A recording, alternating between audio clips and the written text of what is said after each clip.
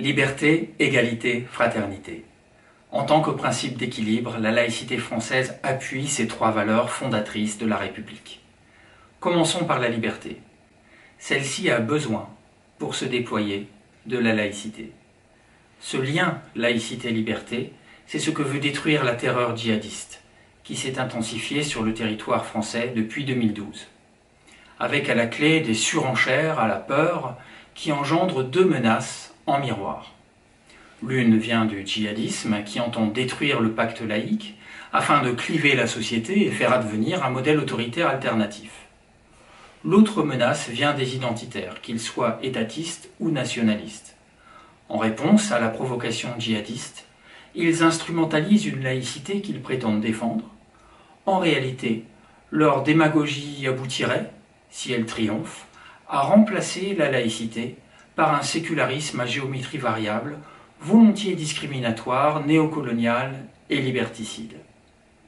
Ces deux menaces s'alimentent l'une l'autre, sur le dos de la laïcité et de la liberté. Voici trois propositions pour aller de l'avant.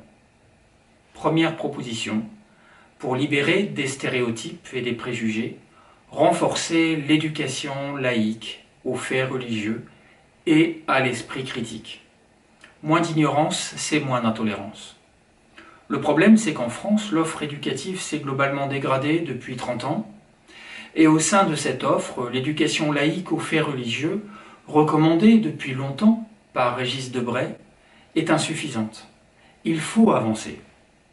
Avec deux garde-fous, alors d'abord pas d'entrisme spirituel, la méditation en pleine conscience, par exemple, n'a rien à faire à l'école laïque. Deuxième garde-fou, pas d'angélisme. Cessons d'exempter les religions de leur face sombre, car oui, le fanatisme religieux, quel qu'il soit, peut parfois tuer.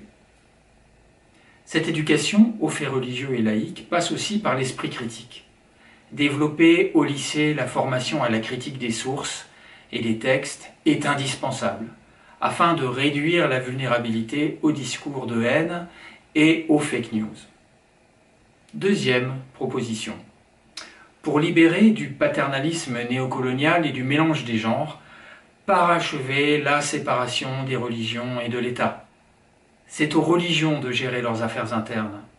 Depuis des années, les représentants musulmans en France sont particulièrement infantilisés, en pure perte, par un État bonapartiste et paternaliste. L'État n'a pas vocation à donner des leçons de doctrine religieuse. Il n'est pas non plus le DRH des religions. Bien des erreurs ont été faites. Elles alimentent la rhétorique des ennemis religieux de la laïcité qui, du coup, ont beau jeu de prétendre que la liberté promise par la République laïque, c'est du vent. Enfin, troisième proposition, pour libérer nos choix politiques de l'entrisme autoritaire, il est grand temps d'assainir nos relations avec certaines puissances anti-laïques, des pétromonarchies islamistes comme le Qatar, l'Arabie saoudite, ou des autocraties identitaires comme la Russie de Vladimir Poutine, interviennent sur la scène française et brouillent les cartes.